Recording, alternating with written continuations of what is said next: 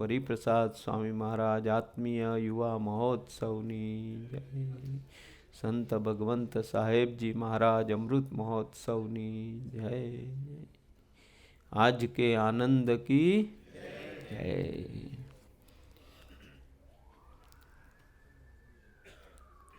आज बहुत बहुत आनंद का दिन है. दिनकर भाई का प्रागट्य दिन. और आज ये टाइम हमें 3 दिन ये प्रागट्य दिन मनाने का लाभ मिल रहा है. तो बहुत ही 3 दिन हम ऐसे महिमा में आनंद में रहेंगे.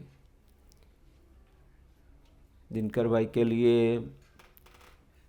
दरबार नरेंद्र भाई ने बहुत अच्छी बातें बताई. सच्चे अर्थ में ऐसे गुणातीत सत्पुरुष को पहचानना वो बहुत ही कठिन बात है. मगर स्वामीनारायण भगवान प्रकट हुए और वन विचरण के दरमियान हिमालय में विचरण कर रहे थे. तो वहाँ साक्षात हिमालय आए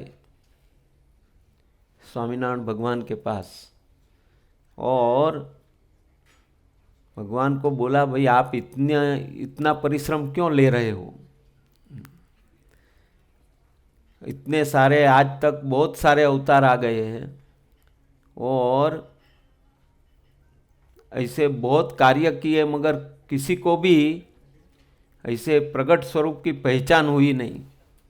ऐसे देखे तो सारे अवतारों में प्रगट की पहचान नहीं हुई. कृष्ण भगवान के टाइम में भी कृष्ण परमात्मा को पहचानने वाले गिने जाते थे. इसे रामचंद्र भगवान को भी पहचानने वाले 3.5 इतने लोग थे. तो ये मानव जात बोलते समझने वाली नहीं है, पहचानने वाली नहीं है. आप इतने परिश्रम क्यों उठा रहे हो?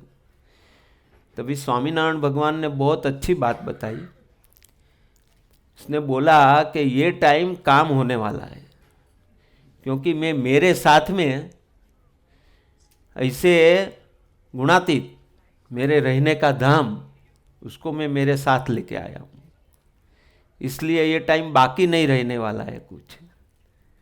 और इसलिए हम सब बहुत भाग्यशाली हो गए. और गुणातीत ने महाराज ने दूसरा भी वरदान दिया कि ये गुणातीत संत वो प्रगट हमेशा ये पृथ्वी पे रहेंगे ऐसे सत्पुरुष के द्वारा. तो आज हमें वो दिनकर भाई की भेंट यहाँ शिकागो मंडल को और हम सब को पूरे समाज को मिली है. वो हमारे लिए बहुत बहुत बड़ा भाग्य है, क्योंकि उनके द्वारा जो कार्य हो रहा है वो महाराज का कार्य हो रहा है. और महाराज उनके द्वारा, महाराज को पूरा विश्वास है कि मैं उनमें रहा हूँ और अभी कुछ बाकी रहने वाला नहीं है. तो इसलिए ये जो महोत्सव हम मना रहे हैं वो हमारे लिए बहुत बहुत आनंद की बात तो ये है कि भाग्य की बात है. आज दिनकर भाई के चरणों में वो प्रार्थना करने का दिन है. ऐसे बड़े संत पुरुष का जब भी प्रागट्य अवसर होता है तो जैसे उसके दो दिन ऐसे होते हैं गुरु के दिन. हम दिनकर भाई को गुरु मानते हैं, गुणातीत सत्पुरुष मानते हैं, उनमें साक्षात भगवान प्रकट है ऐसा भी मानते हैं. मगर उसके 2 दिन है, एक गुरु पूर्णिमा और एक उनका प्रागट्य दिन. तो आज प्रागट्य दिन के अवसर पे और गुरु पूर्णिमा के दिन वो बहुत खुश होते, राजी होते.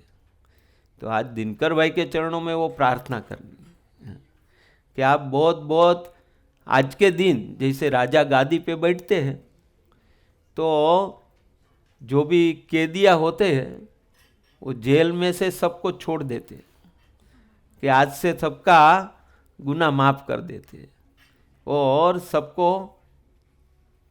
फ्री कर देते।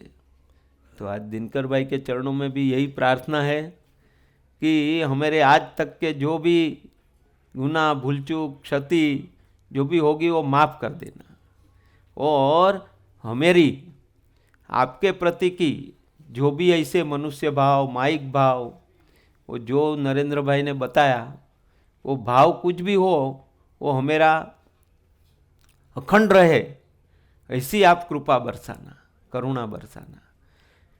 गुणातीत को पहचानना वो बहुत कठिन काम है। एक बार गुणातीतानंद स्वामी ये सब बात हमको गुणातीत सत्पुरुषों ने बताई है, वो आज रिपीट करते। एक बार गुणातीतानंद स्वामी इसी तरह से जूनागढ़ के मंदिर में 40 साल रहे, और ऐसा ही सब बातें होती थी। एक बार स्वामी एकदम ध्यान में बैठ गए। ध्यान में बैठ गए तो कोई भी आता है, स्वामी ध्यान में है, तो सब लोग इकट्ठे हो गए कि स्वामी अभी आँख खोलेंगे और हम स्वामी से बात करेंगे, क्या कहते हैं वो सुनेंगे। तो ऐसे करके बैठ गए। थोड़ी देर बैठे, 1 घंटा हो गया, 2 घंटा हो गया, स्वामी आँख खोलते नहीं हैं और स्वामी ध्यान में है। तो लोग क्या कि चलो भाई ध्यान में से बाहर आएंगे तभी मिलेंगे, ऐसे थोड़े कम हो गए। तो थोड़े रहे, उतने में स्वामी ने आँख खोली और एकदम आँख खोल के बोले, हे रघुगण राजा तू अकोविद, हे रघुगण राजा तू अकोविद। तो बैठे थे वो एकदम उठ गए और मंदिर में पूरे बोले, भाई स्वामी जाग गए, स्वामी जाग गए, सबको बुलाने के लिए। और स्वामी ने तो तुरंत आंख बंद कर दी। वापस सब लोग इकट्ठे होने लगे और स्वामी ध्यान में। तो वापस 2, 4, 5, 6 घंटा चला गया, मगर कोई, स्वामी ध्यान में ही है, स्वामी बाहर आँख खोल नहीं रहे। वापस सब थोड़े धीरे धीरे कम हुए और थोड़े रहे होंगे, और वापस स्वामी ने आँख खोली और बोले, हे रघुगण राजा तू अकोविद, हे रघुगण राजा तू अकोविद। ऐसा किया और आँख बंद कर दी। वापस सब ने बोला, स्वामी जाग गए, स्वामी जाग गए। तो सब मंदिर में इकट्ठे हो गए वापस, और सब लोग एक साथ में कि अभी तो उठना ही नहीं है, स्वामी को देखते रहना है, जब तक स्वामी आँख खोले नहीं तब तक यहाँ बैठना है। क्योंकि 2 बार तो उठ गए तो बाद में सब लोग बैठे इसी तरह से और स्वामी को देखते रहे, देखते रहे, देखते रहे, देखते रहे। स्वामी ने थोड़े टाइम साथ 2-4 घंटा हो गया होगा तो आँख खोली। पूरा मंदिर भर गया था लोगों से, भक्तों से, और स्वामी के सामने ऐसा ही देख रहे थे। तो स्वामी ने बोला आँख खोल के, जिस तरह से आप सब एकाग्रचित से इसी तरह से मेरे सामने देख रहे हो, इसी तरह से अगर आप देखते रहोगे तो आपकी सभी ग्रंथियाँ, संशय ग्रंथि, अहम ग्रंथि, ममत्व ग्रंथि, वो सब टल जाएगी। तो अभी साधन क्या बताया? कुछ नहीं।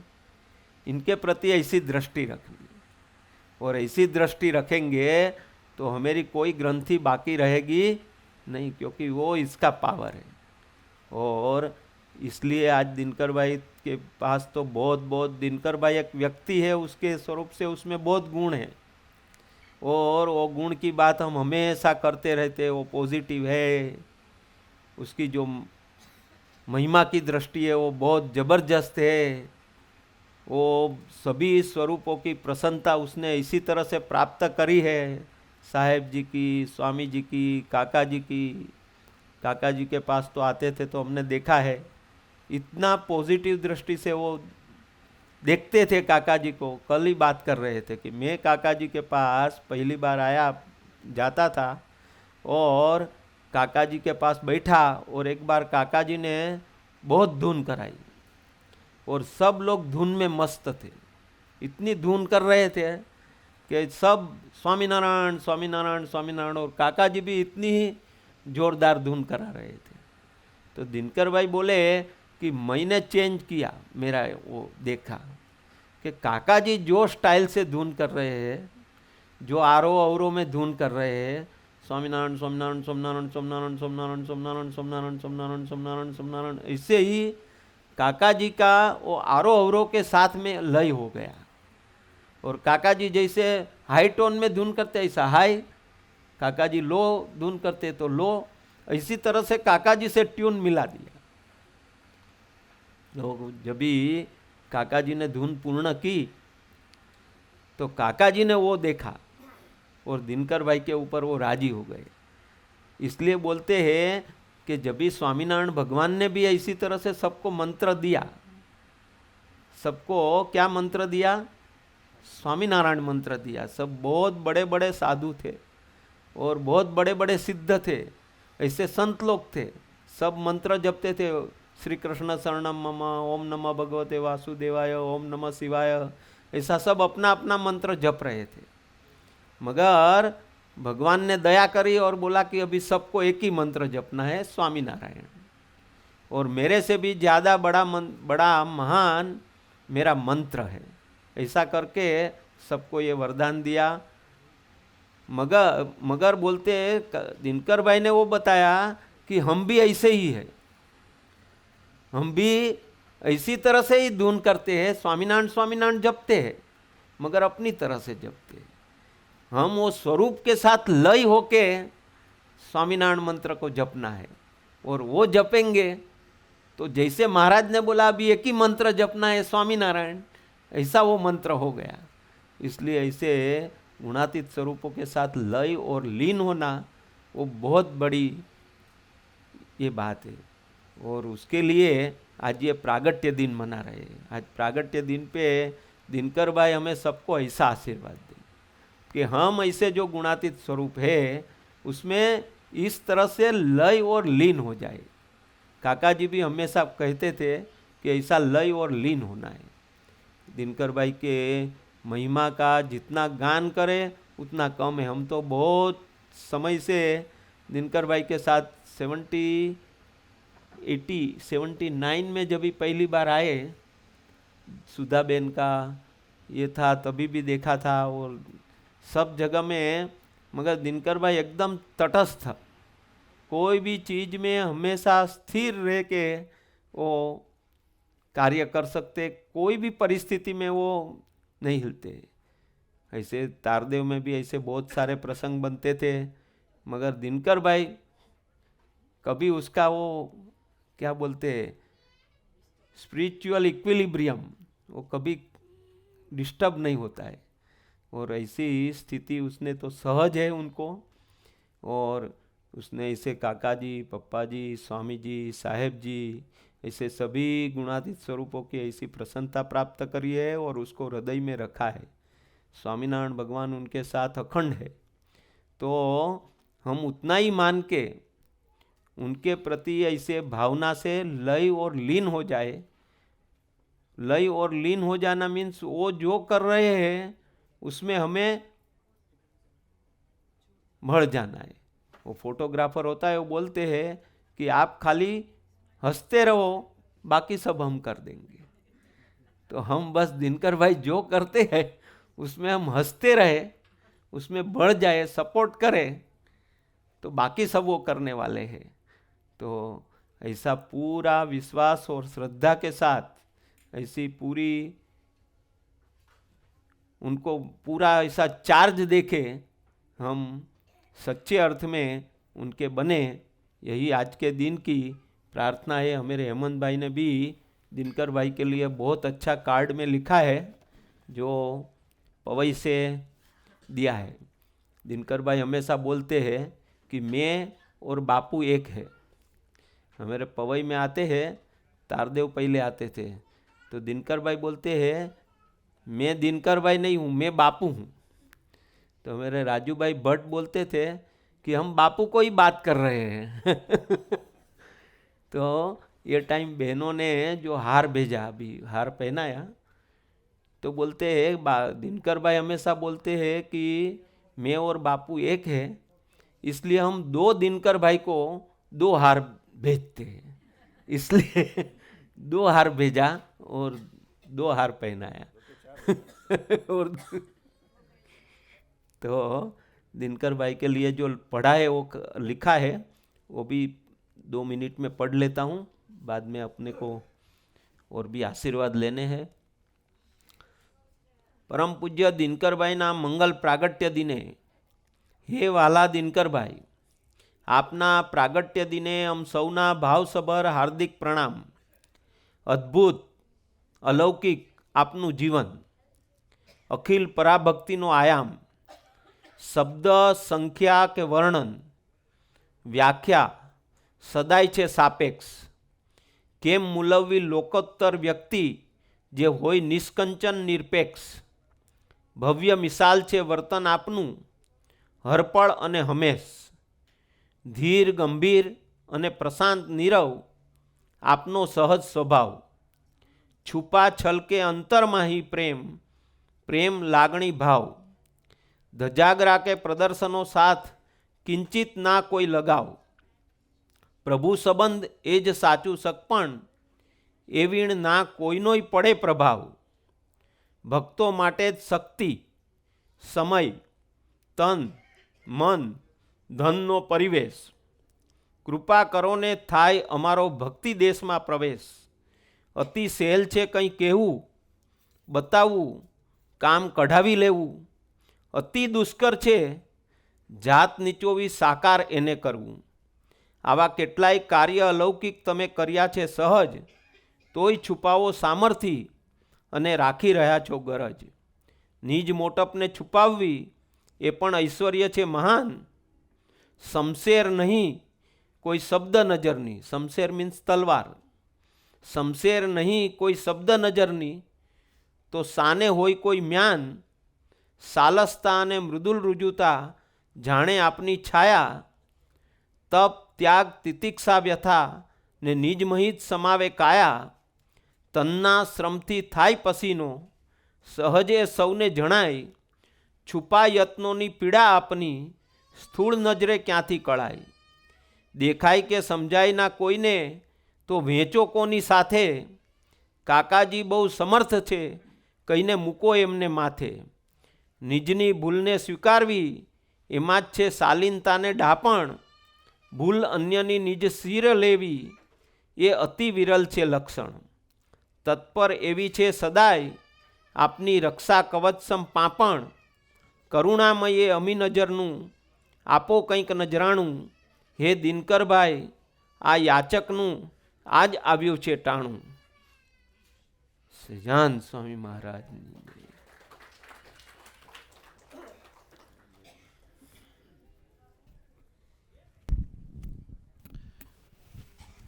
ભરતભાઈએ લય અને લીન થવાની વાત કરી, તો એક મિનિટમાં મહંત સ્વામી યોગી ગીતામાં વાત કરી છે કે આપણે જોબ પર હોઈએ બધા તો બોસ પાસે કેટલા લઈને લીન થઈ જઈએ એમ।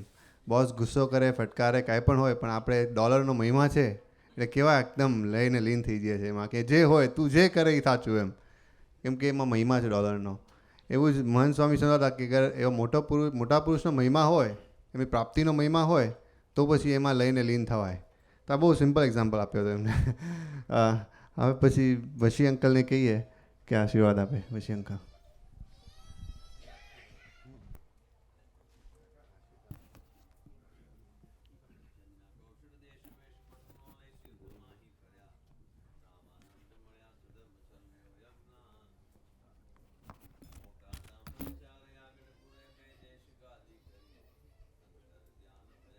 હરિ તમે ગુણાતીતે છો પ્રગટ।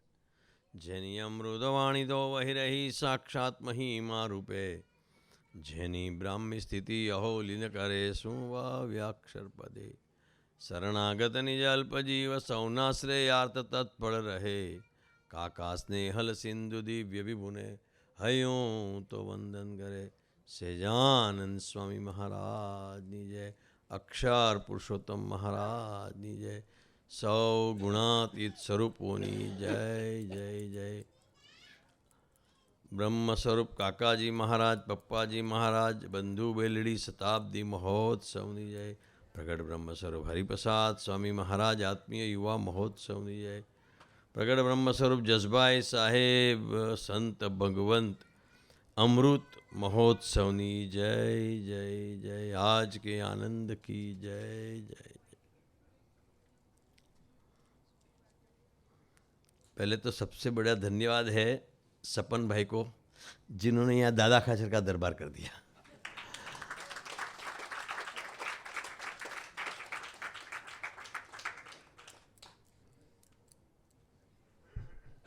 संजोगों के अधीन वो हॉल या तो जो होगा हो, लेकिन मैं देख रहा था सपन भाई की सासू और ससुर जी भी सेवा में लग गए थे और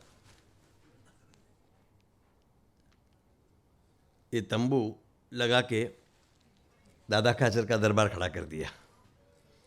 तो रचना बहन और सपन भाई की भक्ति को सचमुच, और भगवान ऐसे भक्तों के पास ही रहते हैं। देखो दादा खाचर के पास क्या था? कुछ नहीं था, लेकिन भक्ति थी तो भगवान जो चरण कहाँ नहीं रुके। स्वामीनारायण भगवान ने जब भी चरण पहला रखा, छपैया से अयोध्या से बाहर, 11 साल की उम्र, चले चले चले चले, वो चरण रुका तो गुजरात में रुका, और जो कहाँ नहीं ठहरे वो 30 साल गढ़पुर में ठहरे। ऐसे गढ़पुर धाम की जय जय जय। ये बार जसभाई साहब का भी बर्थडे का वो बहुत अच्छी तरह से दिखाया था। स्वामीनारायण भगवान जहाँ जहाँ गए वो धाम, महाराष्ट्र तो लावणी नृत्य, कर्नाटका तो कर्नाटका का नृत्य। तो बहुत बड़ी हमारे पे कृपा है कि ऐसे भगवान और ऐसे भक्त पृथ्वी पर रहते हैं, और भक्त भगवान की पहचान कराता है और भगवान भक्त की पहचान कराता है। और इसी सिलसिले में हम बहुत भाग्यशाली हैं कि काका जी के युग में आए हम सब। कि एक ऐसा ज़माना था 1951, जब भी शास्त्री जी महाराज सुधाम गए। ये बार का स्वामीनारायण प्रकाश में 2 बंधु बेलड़ी लिखा है उन्होंने, आशा भाई जो मोटा स्वामी हो गए शास्त्री महाराज के साथ, और दूसरे। तो ऐसी परिस्थिति थी कि योगी जी महाराज, अरे शास्त्री जी महाराज सुधाम गए। ये मैं पहचान की बात करता हूँ, जो भी भरत भाई ने बात किया ना, तो उनको योगी जी महाराज सर्वसर्वा था। शास्त्री महाराज का बोला भी हुआ था कि मैं ते जोगी और जोगी ते मैं। लेकिन इतनी बड़ी संस्था योगी जी महाराज कैसे चलाएंगे, ये क्या होगा, ऐसे करके साधु हो गए। गुड भावना कि ये सब कैसे होगा, कैसे चलेगा, बट वो तत्व की पहचान कि Yogi Maharaj is very powerful, he can do anything. और करोड़ों धन्यवाद हो काका जी को, जो मैं नहीं बोलता हूँ, जसभाई साहेब, हरिप्रसाद स्वामी जी तो कभी भी, कि अगर काका जी ने और पप्पा जी ने, कि काका जी ने अगर ये पहचान नहीं कराई होगी थी तो हमको पता नहीं चलता था कि योगी जी महाराज कौन है। और वो जो पहचान नहीं होती थी, वो नहीं होता था। आज जो भी इतना बड़ा सिलसिला होता था, तो ये रहस्य है। और ये पहचान कराना, और ये जो बात निकली कि ये ट्यूनिंग करना, और ये ट्यूनिंग में रहस्य है। तो अभी कल ही बात चली थी कि गुरुजी ने एक बात पकड़ी स्वामी की बातों में, कि स्वामी की बात में बात है कि આથી કરોડ ગણો સત્સંગ થશે અને આથી કરોડ ગણું બધું થશે, પણ આવા સાધુ નહીં મળે। બીજી બાજુ કે આવા ગુણાતીત સાધુ પૃથ્વી પરથી જતા જ નથી। एक बाजू बोलते हैं कि ऐसे संत पृथ्वी पर से जाते ही नहीं है, और बोलते हैं कि आतलो बड़ो सत्संग में ऐसे संत नहीं मिलेंगे। तो ये पैराडॉक्स आया, विरोधाभास आया कि आप तो बोलते हैं कि ये संत नहीं मिलेंगे ऐसे, और गुणातीत स्वामी तो बोले अखंड रहेंगे। तो गुरुजी ने काका जी को पूछा, देखो शास्त्र का है ना, अपनी तरह से करने जाएंगे ना तो खारा समुद्र जैसा है, लेकिन जो मर्मग्न है, उसको जानने वाला है, उसके साथ जाएंगे तो वो समुद्र के खारे पानी को मीठा करके अपने को पिलाएगा और बोलेगा इसका मीनिंग ये है। तो काका जी ऐसे मर्मग्न थे, जानकार थे। तो बताया कृपा करके गुरुजी को कि गुरुजी इसमें जो लिखा है ना, साधु नहीं મળે मीन्स સાધુ ઓળખાશે નહીં. સાધુ તો છે પણ એ ઓળખાશે નહીં. એ ઓળખાણની વાત બહુ મોટી છે. अभी हम लोग सब बैठे हैं, हम लोग इंडिया से आएंगे, हमको मालूम नहीं है इधर ओबामा आ जाएगा, तो हम बोले ठीक है कोई आ गया बेचारा कल्लू कल्लू, हाँ, और तुम लोग को मालूम है खलास, अरे इसको बोला उसको बोला, पूरा शहर शिकागो एकदम इसमें आ जाएगा, अरे ओबामा आ रहा है, ओबामा. क्या हो रहा है? तो ये तो पहचान की बात है. और जो भरत भाई ने बात करी ना, मैं भरत भाई उसका सोच रहा था कि दिनकर भाई ने जो बताया ना धुन का, कि सतपुरुष के साथ ट्यूनिंग, ये जो सब बैठे हैं दरबार साहब, जयेश भाई साहब के साथ ऐसी ट्यूनिंग करी तो हम छूट गया. डॉक्टर CM आए हैं, हरिभाई टीलाला, महेंद्र भाई, स्वामी जी के साथ ऐसी ट्यूनिंग करी, नहीं तो संसार की माया तैरना बहुत मुश्किल है, हम सब जानते हैं. लेकिन ट्यूनिंग किया तो कहाँ छूट गया गोविंद भाई, पता नहीं चला. तो ये रहस्य है, ये टेक्निक है. तो ऐसी पहचान की बात है. तो दिनकर भाई ने एक्चुअली अपनी बात छुपाते इसलिए बोला नहीं कि काका जी ने बोला कि तुम 1,00,000 माला करो और दिनकर भाई 1 माला करे, एक ही फल. देखो it's a very technical thing. ये भी स्वामी की बात में है कि આવા સાધુને ઓળખીને એક પ્રણામ કરે અને બાકી કરોડ પ્રણામ કરે, કોઈ મતલબ નહીં. એકોપી કૃષ્ણસ્ય કતો પ્રણામ, ભાગવત की बात है. એવા સાધુને ऐसे साधु को पहचान की, એની ખબર હોવી જોઈએ. તમે પહેચાન કરો એટલે તમારું કોન્શિયસનેસ ચેન્જ થઈ જાય. યુ ડોન્ટ એક્ઝિસ્ટ એવું થઈ જાય. તો એ પહેચાન करना is a most technical thing. तो वो दिनकर भाई ने पकड़ा क्या कि 1 माला की कैसे वैसे रहस्य. तो खुद उसने बताया ढूंढ के कि मैं जब भी काका जी के पास धुन करता था तो नॉर्मली वी डू धुन, तो अब लोग भी अपने छोर में आके धुन करते हैं, बट वो अपनापन छोड़ के उनकी ट्यूनिंग में जुड़ना इज अ स्पिरिचुअलिटी. तो वो उन्होंने पकड़ा कि भाई काका जी जवान जवान जवान जवान, वो ट्यूनिंग, वो मतलब क्या है वो ट्यूनिंग. हम क्या है कि सतपुरुष पृथ्वी पे आए तो तुम मेरे ट्यूनिंग में आ जाओ, मैं तुम्हारे ट्यूनिंग में बाद में आऊँगा, अभी तो तुम मेरा ट्यूनिंग में आ जाओ. आनंद मंगल, मेरा पिज़्ज़ा, मेरा कोको कोला, मेरा लजानिया, बाद में तुम्हारी बात. पहले तो भाई मेरी बात तुम सुनो. तुम पृथ्वी पे आए हो तो पृथ्वी का हालचाल तो जानो. अमेरिका में आए हैं तो भाई अमेरिका का चीज़ किसी ने तो खाओ, बाद में अपन अक्षरधाम की बात करेंगे. लेकिन ये ट्यूनिंग है कि लिसन टू हिम. प्रेयर में you talk to God, but in meditation God talks to you. तो ऐसी ये टेक्निकल बात है. दिनकर भाई ने बोला कि क्यों बोला कि दिनकर भाई तो ये बोलता है कि मैं मेरे बात नहीं करता हूँ. पेरिस में बोला था कि आप भी अगर ऐसी ट्यूनिंग करो तो आपकी भी 1 माला इज इक्वल टू 1,00,000 माला. तो ये रहस्य है. और आज दिनकर भाई को, बापू को, भरत भाई को, दरबार साहब को प्रार्थना करनी है कि हम ऐसे रहस्य जानते हैं. लेकिन क्या है वो कंसरावाड़ की बिलाड़ी जैसा हो गया. ये तो मुझे मालूम है, ये वचनामृत आई नो इट. हमारा विजय बोलता था, बोलते यहाँ इतनी सभा होती है ना कि वो सब फटाफट मालूम है. लेकिन काका जी की ज्ञान की डेफिनेशन अलग थी. देखो वो क्या बोलते थे, बापू को मालूम होगा कि ज्ञान मीन्स तादात्मक वाળો સંબંધ. જ્ઞાન મીન્સ નોલેજ, જાણના, બધું શોધી કાઢવું, ગુડ થિંગ. બટ તાદાત્મક વાળો સંબંધ, સંબંધે જીવવું, સંબંધે બોલવું, સંબંધે જોવું. સ્વામીજી બોલते हैं कि મક્તના સ્વભાવ સામે નહીં જુઓ, એના સંબંધ સામે જુઓ. આ બોલવું ઇઝી છે, but when it comes to reality and when it comes to life, how difficult it is.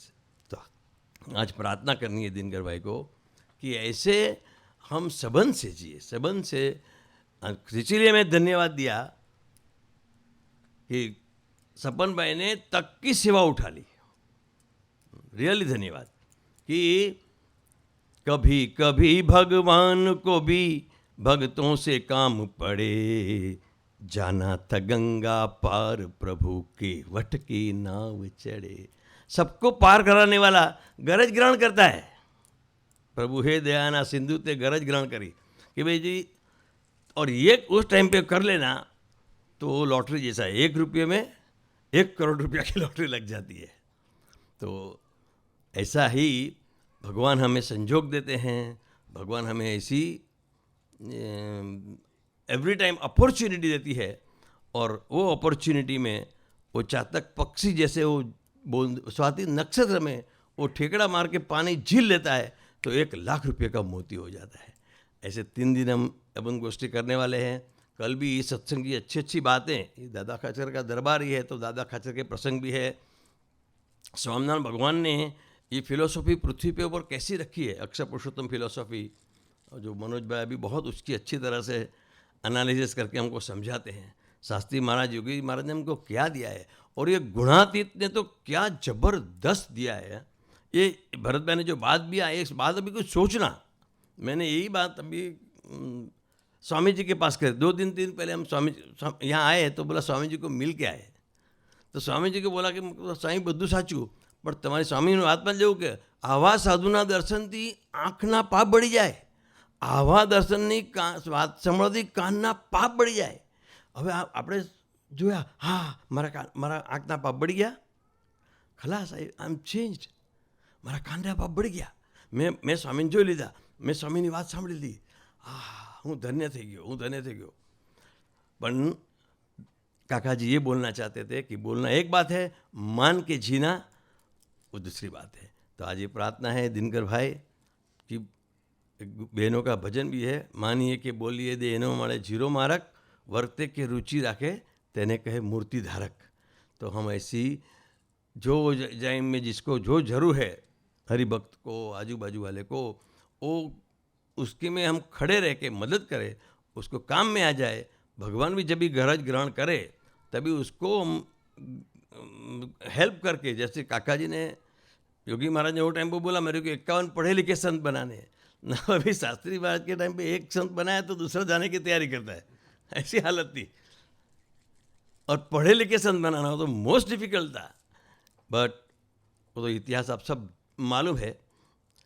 लेकिन ऐसी बातें भगवान हमको अपॉर्चुनिटी के स्वरूप में देते हैं, और हम ऐसी अपॉर्चुनिटी लेके हम पूरे माहौल को बदल के जो उनका संगीत है वो हम गाते रहें। वही प्रार्थना सजानंद स्वामी महाराज की।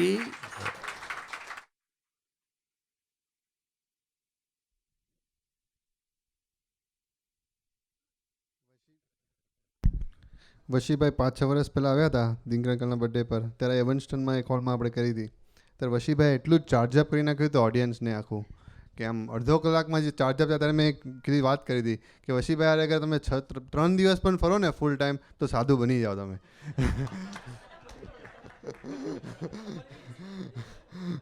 સો વાત એટલે કરું છું કે આપણે વશીભાઈ અને ભરતભાઈની વાતો સાંભળી અને એ લોકોનો બહુ લાભ મળવાનો છે। એટલે કાલનો ખાલી થોડો 2 મિનિટમાં પ્રોગ્રામ કહી દઉં। કાલ ને પરમ દિવસે આપણે 4 સેશન રાખ્યા છે ટોટલ। કાલ સવાર, સાંજના, અને પછી સન્ડે સવાર, અને સન્ડે થોડું બપોરના, કેમ કે સન્ડે વહેલા છૂટી જવાય એટલે। તો આપણે કાલનો પ્રોગ્રામ એમ છે કે 9:45 થી 8 વાગે અહીં આપણે નાસ્તો રાખશું, અને 9:45 થી પોથયાત્રા આપણે 12થી સરસ યાત્રા કરીને આવશું। એ આખું પારાયણનું આપણું શુભ શરૂઆત થાય એ રીતે। તો અને પછી 12:30 સુધી આપણું સરસ સેશન છે। વશી અંકલે જેમ વાત કરી, બહુ બધી સરસ ટોપિક, બહુ જ બધા સરસ પારાયણનો બધા લઈને આવ્યા છે। ભરતભાઈ અને વશીભાઈનો આપણને ખૂબ ખૂબ ખૂબ લાભ મળવાનો છે, સાથે દિનકર અંકલને બાપુનો પણ લાભ મળશે। એટલે બધાને પ્રાર્થના કે તમારાથી બને તો ચોક્કસ આવજો કાલે, આટલો લાભ મળશે। શનિ રવિનો ટાઈમ છે, I think most people should be free અને you should get the opportunity. Vashi uncle અને ભરત અંકલ ખાસ દિનકર અંકલના બર્થડે માટે અને પારાયણ માટે ખાલી 1 વીક માટે આવ્યા છે।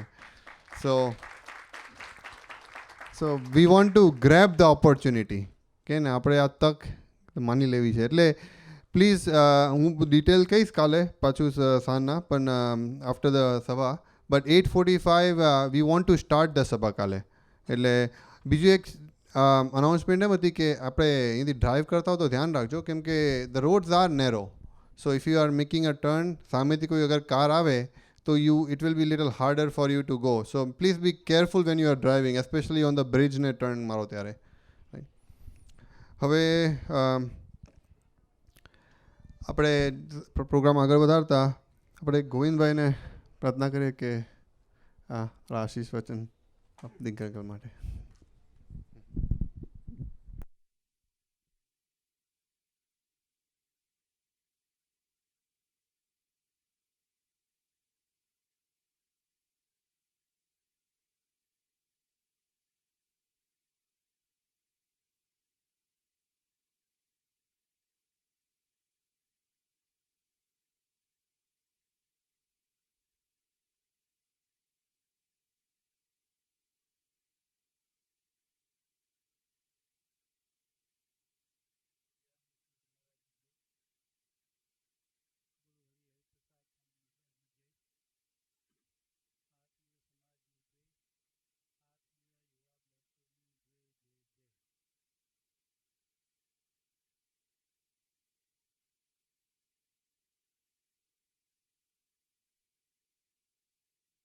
પ્રાગટ્ય દિન ખૂબ જ આનંદની વાત. આ પ્રસંગે ભરતભાઈ અને વસીફભાઈ છેક ઇન્ડિયાથી પધાર્યા એટલે આપણી જવાબદારી બધાની બહુ જ વધી જાય.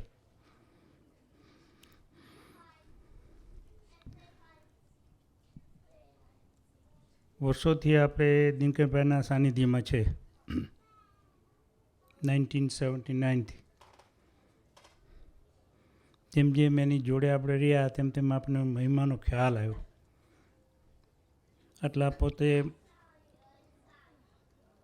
એજ્યુકેટેડ સારી પોસ્ટ પર છતાં પણ એક અદના માણસ થઈને નાનામાં નાના જે સ્વામીજીને બહુ જ ગમે, દાસના દાસ થઈને વર્ષોથી જીવી રહ્યા છે. આપણા બધાનું જતન કરી રહ્યા છે. ભગવાનની જ્યારે કૃપા થાય ત્યારે આવા સાધુનો જોગ થાય. મહારાજ ભરતભાઈએ વાત કરી કે મહારાજ વિચરણ કરતાં કરતાં હિમાલયમાં પસાર થઈ રહ્યા હતા. આપણે બધાને આ પ્રસંગ ઘણી વખત સાંભળેલો છે સ્વામીજીના મુખેથી. આ સંબંધ કેવો છે. પ્રભુએ આપણને બધાને એવા સર્વોપરી સંબંધમાં મૂકી દીધા. કોઈ ઓળખાણ નહોતી ગોપાળ યોગીને. પ્રભુએ કેવળ એની સેવા કરી મને એમને પ્રતીતિ કરાવી. ગોપાળ યોગી બહુ મોટી ઉંમરના સાધુ, વર્ષોથી એ તપ કરી હતા ભગવાનના દર્શન કરવા માટે. આપણે તો ખૂબ ભાગ્યશાળી, આપણે ભગવાને એવા સાધુના ખોળામાં જ મૂકી દીધા. મહારાજે ત્યાં એમની કોઈ પૂર્વના મુમુક્ષ એમની સેવા કરી. એમ સંબંધ ક્યાંથી? દિનકરભાઈ પણ આ શિકાગોની ધરતી પર આવ્યા ત્યાંથી બસ સંબંધ જ જોયો. આપણા કોઈના સ્વભાવ નથી જોયા એને. કેવળ સંબંધમાં ગુણાતી પુરુષે જે ધરતી પર મિશન લઈને આવ્યા એ મિશનનો એણે શરૂઆત કરી. આપણે બધાએ ભાગ્યશાળી કે આપણને એમાં ભળવાનું મળ્યું એમ. એટલે ગોપાળ યોગી એટલી મોટી ઉંમરના હતા છતાં પણ મહારાજે ગુરુ ભાવે એમની સેવા કરી. 80 વર્ષની ઉપરના હશે. ઓળખાણ નહોતી, કોઈ સંબંધ નહોતો, છતાં પણ મહારાજ એમના કૃપા જ કરી. સેવા કરતાં એમની પાસે જે કંઈ કળા હતી એ મહારાજને શીખવાડે અને મહારાજ એ શિષ્ય ભાવે એમની પાસેથી શીખે. આપણે પણ એવું શીખવાનું છે. બહુ છુપા છે દિનકરભાઈની અંદર, અઢળક સંપત્તિ છે. ભગવાનનું જે કંઈ રહેવાનું ધામ કહીએ, મોટા પુરુષની એમની જે પ્રસન્નતા પ્રાપ્ત કરી છે એ કંઈ એની અંદર ગહન એવું જ્ઞાન છે. છુપું છે, આપણને ખ્યાલ નથી. વચનામૃતમાં મહારાજે કહ્યું છે કે 3 પ્રકારના સંત છે. દીવા જેવા, મસાલ જેવા, 4 પ્રકારના દીવા જેવા, મસાલ જેવા, વીજળી જેવા અને વડવાનળ અગ્નિ જેવા. વિચાર કરીએ આપણે એવા ટોપ લેવલના દરેકને ખારા જીવને પણ મીઠા બનાવે અંદર છુપા રહીને એવા દિનકરભાઈના સાનિધ્યમાં આજે એના જન્મદિવસે આપણે બીજું શું હાહાગર્થ કરીને સ્વામીજીના ચરણોમાં પ્રાર્થના કરી છે.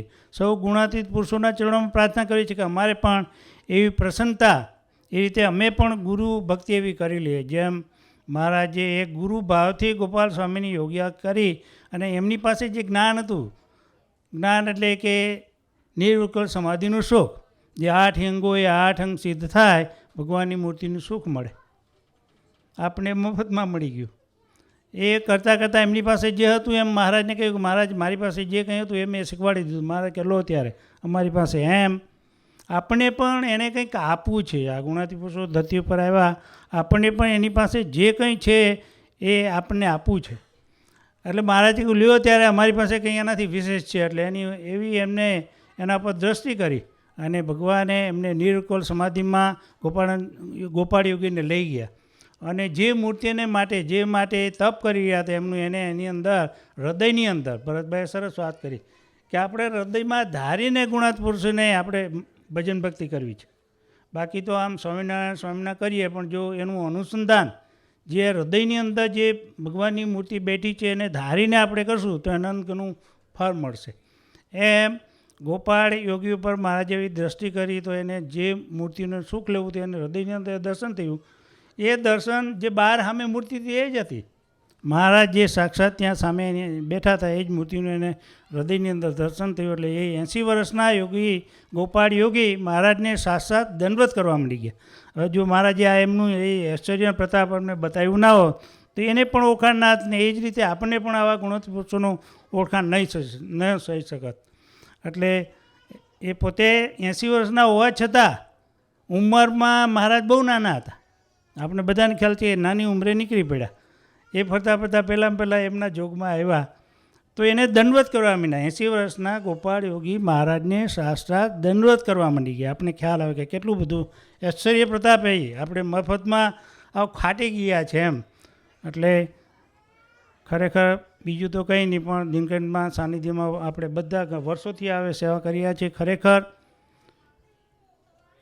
આપણે સ્વામીની વાતોના પ્રસંગનો પણ ખ્યાલ છે કે ભાઈ આપણે દરબારે વાત કરી કે ભાઈ આપણે પ્રયત્નથી શું થઈ શકે. કોર્ટને ખેતી કરે તો કોષ ચલાવીને કેટલું અનાજ પકાવી શકે, લિમિટેડ થાય, બરાબર ને. પણ જો ભગવાનનો સંબંધ થઈ જાય ને એની કૃપા થઈ જાય ને એને લીધે જો એમ કે મારા સ્વામીએ વાત કરી કે પૃથ્વી આખીમાં વરસાદ થાય તો પછી એટલું બધું અઢળક ધન થાય. એમ આપણે મફતમાં એવી મોજ એવા સમૃદ્ધિમાં બેઠા છે કે ખરેખર જ્યાં હાથ આપણે નાખીએ ત્યાં આપણે હાથમાં સાકર જ મળે એવું છે. એક ગામની અંદર જાન આવી અને ખૂબ વરસાદ બેસો, ગામડામાં તો કીચડ થાય, બરાબર ને. કીચડ થાય તો પછી હવે જાને બેસાડ્યું ક્યાં. આજે આ દાદા ખાતા દરબારમાં સપનભાઈએ તો સરસ વ્યવસ્થા કરી છે. પછી ગામડામાં એવી વ્યવસ્થા નહોતી. વરસાદ ખૂબ થયો, કીચડ થઈ ગયો. પછી પેલા જે એની ઘરે જાન આવી ત્યાં એમ થયું કે મારે આ બધાને બેસાડવા ક્યાં. એટલે એને વિચાર આવ્યો તે એટલા બધા સાકર એને મગાવીને બધે પાથરી દીધી. આવો નવો પ્રસંગ સુરતમાં જ્યારે સ્વામીજીએ ગુણાતીત 30 શતાબ્દીનું સોપાન ઉજવી રહ્યા હતા ત્યારે પણ ખૂબ જ વરસાદ વરસાયો સ્વામીજીએ. અંદર બધે મેદાનમાં પાણી ભરાઈ ગયા. બેસાડવા ક્યાં બધાને. પણ સંતોને હરિભક્તો એવા કંઈક આ જે સાધના છે બધા માટે નથી, થોડા માટે એવા મંડી પડ્યા સ્વામીજીને રાજી કરવા માટે. તો ત્યાં રેતી ભાતીને આમ સરસ મજાનું મેદાન બનાવી દીધું. એમ પેલા જેને ત્યાં જાન આવી તેણે સાકરના મગાવીને બધે સાકર જ પાથરી દીધી. પછી એના પર બધાને જમવા બેસાડ્યા. જમવા બેસીને ભૂલે ચૂકે અંધારામાં પણ હાથ જાય તો હાથમાં શું આવે? સાકર જ આવે. એમ આજે આપણે એવા સમાજમાં બેઠા છે કે જ્યાં હાથ નાખશું ત્યાં સાકર જ આવશે, કાંકરા નહીં મળે. એટલે ખૂબ આપણે નસીબદાર છે સ્વામીના ચરણોમાં અને ગુણાતીત પુરુષોના ચરણોમાં પ્રાર્થના કરીએ કે ખરેખર અમે બસ આગળ ચલ કરી અને તમે જે મિશન લઈને આવ્યા છો, મિશન લઈને આવ્યો છો અમારા માટે આવ્યો છો, કંઈ એમને તો કંઈ કરવાનું નથી. તો અમારા માટે તમે મિશન લઈને છેક ક્યાંથી આવ્યા એમ. અને એ આપણે પણ સ્વામીની વાતોમાં વાત કરી છે કે ભાઈ ત્યાંથી 1,00,000 મણ લોઢાનો ઘોડો, 1,00,000 મણ લોઢાનો ઘોડો એ ત્યાંથી છોડવામાં આવે ને ઘસાતો જે પૃથ્વી ઉપર આવે ત્યારે રજ જેવો થઈ જાય. વિચાર કરો કે કેટલું બધું એ અક્ષરધામ દૂર હશે છતાં પણ મહારાજ ત્યાંથી કૃપાએ કરીને આપણા બધાના ચૈતન્યનો વિકાસ કરવા માટે ગુણાતીત પુરુષો થકી અહીંયા અખંડ એમણે પાછા એવા આશીર્વાદ આપી દે કે અખંડ એવા ગુણાતીત પુરુષો થકી આ ધરતી પર પ્રગટ રહીશ.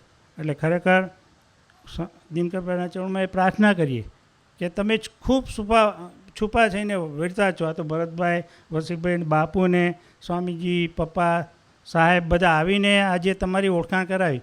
બાકી તો પેલા સ્વામીની વાતોમાં છે કે એક વેપારીનો દીકરો હતો, એણે કંઈક પેલો એક ભરવાડ હતો, બકરી લઈને જતો હતો. તો રસ્તામાં ચાલતા ચાલતા પેલો રસ્તામાં કોઈ વેપારી એને જોઈ બકરીને ગળે કંઈક હીરો બાંધેલો હતો. એટલે પેલો વેપારી હવે કંઈક હોશિયાર હશે એટલે ખ્યાલ આવી ગયો. એટલે પેલા ભરવાડને કહ્યું કે આટલા હું તને રૂપિયા આપું કે આ મારે બકરી જોઈએ છે. તો કે સારું કે એને તો પૈસા સારા મળતા હતા એટલે કે સારું. તો કે બકરી ખરીદી લીધી એણે. પછી એ લઈ ગયો ઘરે એને, અને એને તો પેલી રસ હતો હીરામાં એટલે ડાયમંડ એ લઈ લીધું એણે. પછી એ કોઈ એનાથી આગળ પડતો કોઈ વધારે નોલેજવાળો હશે એની પાસે ગયો ને એને બતાવ્યો.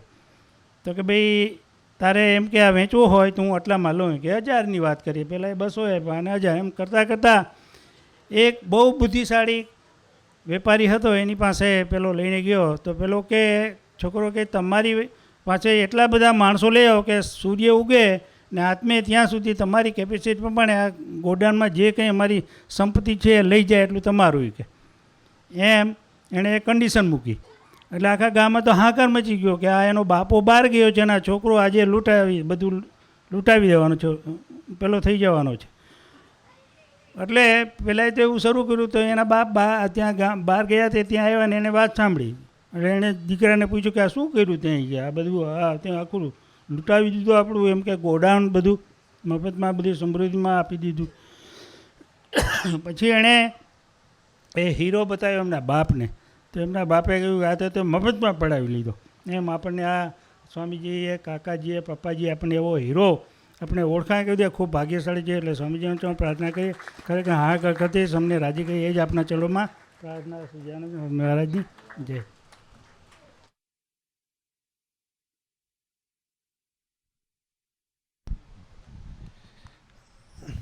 ગોવિંદ અંકલે સરસ સ્વામીની વાતોના રેફરન્સ આપીને આપણને વાત કરી. બધાને ખ્યાલ હશે કે આ પ્રસંગ આપણે દિનકર અંકલના બર્થડેમાં કર્યો હતો, હીરાની પરખ. સો બસ હવે દિનકર અંકલને બાપુના આશીર્વાદ લઈએ એ પહેલાં પાછી એક સૂચના. આપણે ત્યાં લાઇટ ઓછી છે ત્યાં પાર્કિંગમાં, એટલે તમે જ્યારે રિવર્સ કરતા હશો ત્યારે પ્લીઝ ધ્યાન રાખજો. પાછી એક મને કોઈક કહી ગયું કેમ કે ઇટ્સ લિટલ ટફ ત્યાં જોવાનું. અમે શું કરશું, જતા વખતે આપણે એકાદ ગાડી રાખીને છે ને ત્યાં થોડું ફ્લેશ લાઇટ મારશું એટલે કદાચ બધાને જવામાં ઇઝી પડે અને દેખાય. બીજું એક ચીજ હું ભૂલી ગયો કહેતા કે આપણે આ પારાયણ વખતે પણ થોડું આપણે છોકરાઓને એ લોકોની નાની નાની સ્કીટો પણ રાખી છે, just so that we can encourage them અને થોડી મજા પણ આવે. તો કાલ પરમ દિવસે એ પણ આપણે કરવાના છે. So I didn't want to leave that out કે બધા ખાસ એ પણ જોવા માટે પણ આવજો. પાર્ટિસિપેશન છોકરાઓનું છે. હવે આપણે પરમ પૂજ્ય દિનકર અંકલને પ્રાર્થના કરીએ કે એમના બર્થડે પર આપણા પર વરસે સજાણ સ્વામી.